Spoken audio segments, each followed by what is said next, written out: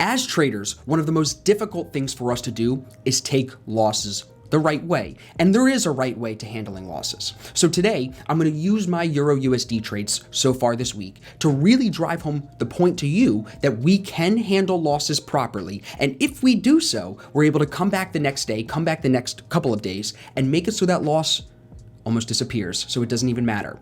Now, if you're new to the channel, my name is Austin Silver. I appreciate you being here. As you can see, I'm about 66 pips short EurUsd. This is the same trade, same idea that I was looking for yesterday. However, yesterday, I took a loss, about 1.4%. I'm gonna pull up the P&L here in a second. I'm gonna actually walk you guys through the trade. But really, I want you to do me a favor before we get into this. Put your phone down, shut off Facebook, get off Twitter, and focus here with me for the next 10 or 15 minutes. Because what we're gonna do is show you how yesterday I took a really good setup, and I still took a loss. And a lot of new traders, a lot of struggling traders will get in that same position. They'll take a good trade, but take a loss, and instead of handling it how I did, it's taken me a lot of experience to get to this point, but instead of handling it how I did, where you take the loss, you wait for the next one good trade, and even if that means coming back the next day, that's what you do. A lot of new traders will take that loss and jab back at the market, throw more entries in, go to a different pair and trade something that maybe isn't even an entry. You've probably been there if you're watching this video, right? We've all been there. That's part of the journey as a struggling trader, as a trader that's coming up. But what I'm here to do with my channel, with all of my content, is to shortcut your learning curve, to really get you to the position that I'm at, and then further, faster than I got here. So here, before we get into the charts, I want to touch on one more thing. It's super easy for anyone to show you how to get into a trade. You click buy, you click sell. There's even a chance if you don't know what you're doing that you make money on that. But where I think trading really is made, where the real trading is done, is in your exits and in your risk management. Now, if you agree with me, because you know that's true, give me a thumbs up already. If you don't agree with me, I'm going to drive that point home to you here in this video.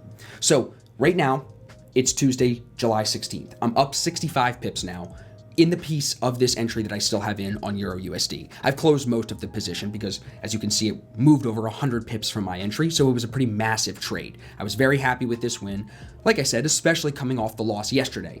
If we pull up the P&L from yesterday, you can see I took a 22 pip loss, and I actually closed some of it here at down about 5 pips. In total, the loss was about 1.4%. I was able to come back then today, as you can see from this P&L, and hit EurUsd again, short, for about 60 pips with my best close so far. And like I said, I still have a piece in, and I'm up about 3% on the day. So already about 1.5% on the week, and I've covered that loss. I want to show you the markup of the trade from yesterday. Here you can see everything looked really good for shorts. The EMAs were coming into a downtrend. The L50 and the TDI were in the sell zone. So everything was telling me that we could get movement to the downside to start the week.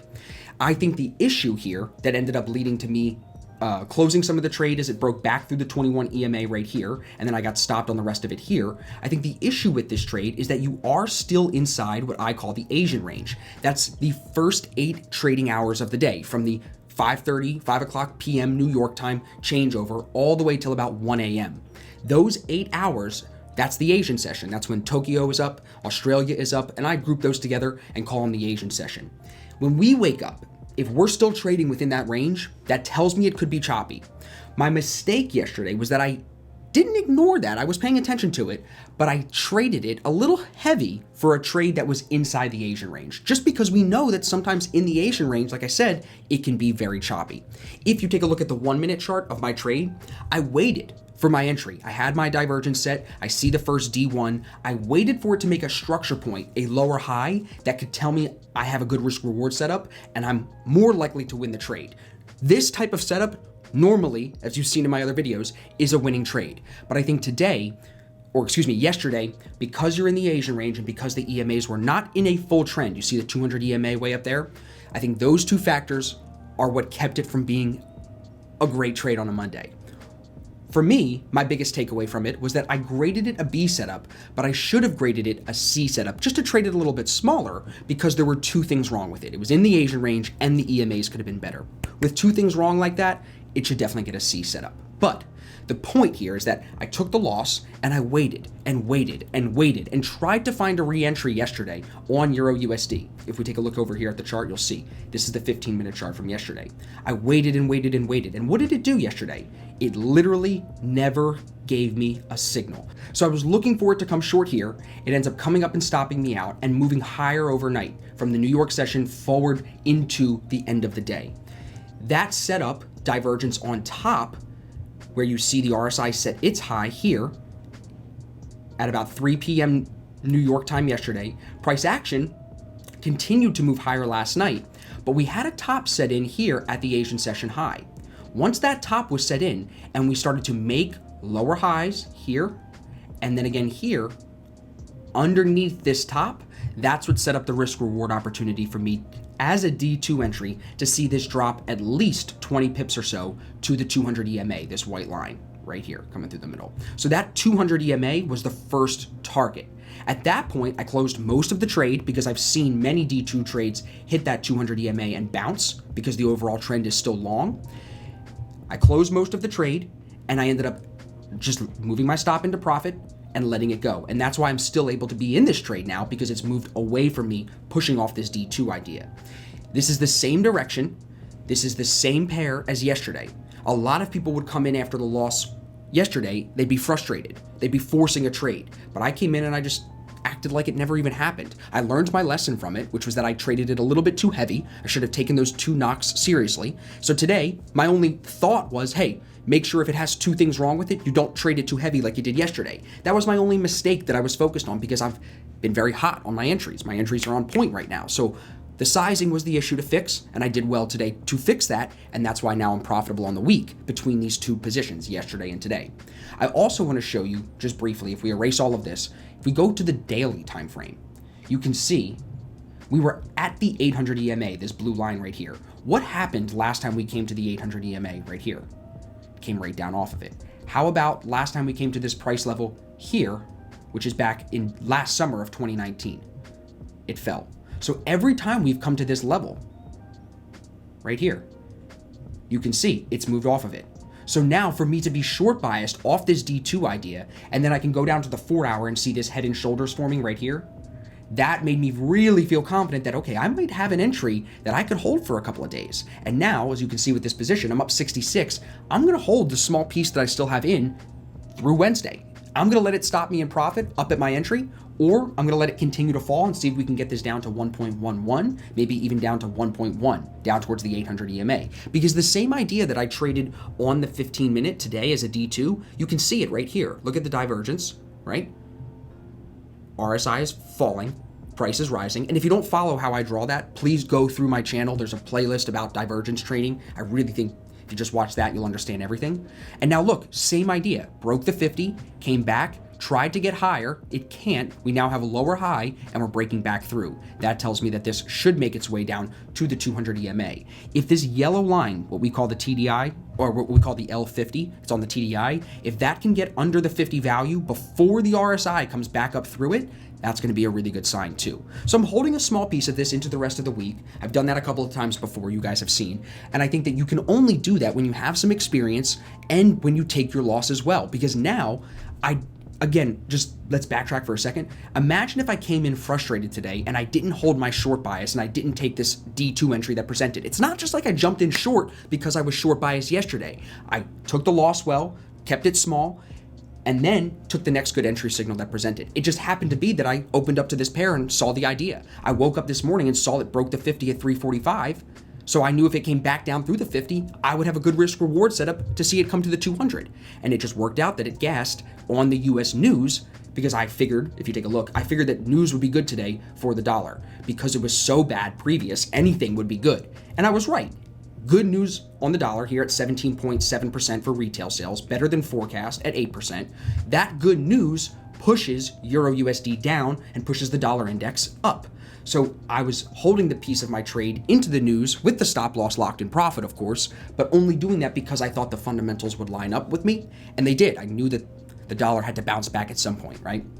And I know that's not a trading strategy, but if you're in an entry already and you can line up a fundamental reason of why you should hold, lock the stop and make more money. That's what I'm doing, and that's what I want you guys to do.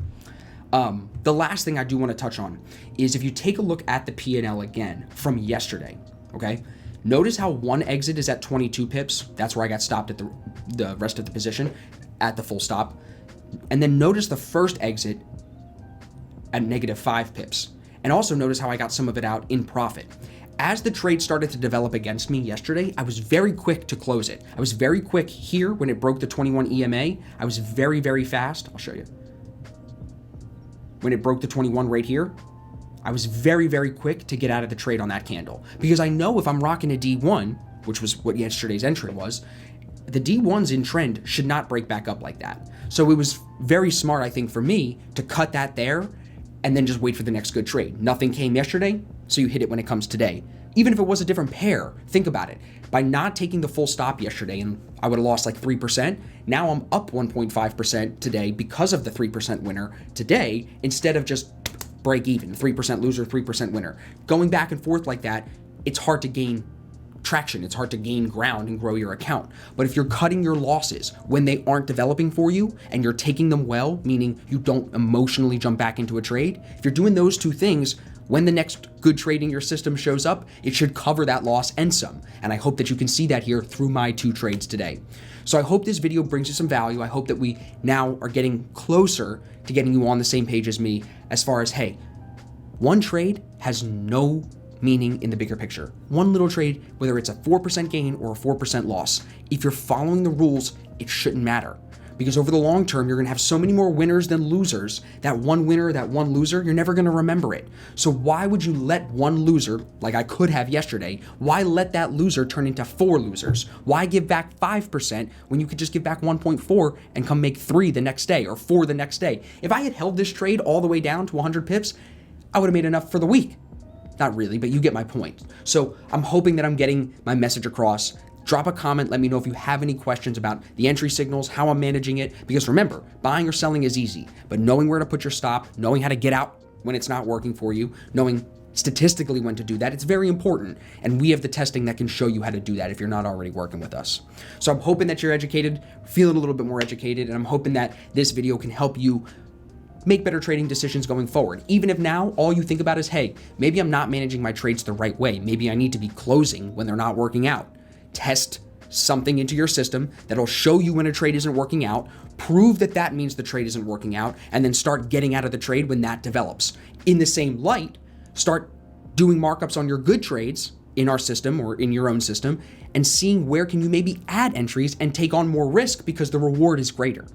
So when you do spend a lot of time reflecting, and we talked about that in a video that just recently went up on the channel with Ryan and Lindsay and Alex. When you do spend time reflecting, you get better at taking losses, you get better at hitting your winners, and you get better at realizing that one trade doesn't matter. Detach from that one trade, focus on the bigger picture, the month, the week even, the year ideally. But if you can just step back to even focusing on the week, I think you're gonna make a lot of progress. So again, I appreciate you guys for being here. If you found value, please just hit the thumbs up button. That's all I ask for. Make sure you're subscribed so you don't miss any of my future trading videos, and I'll see you guys in the next one. Stay well.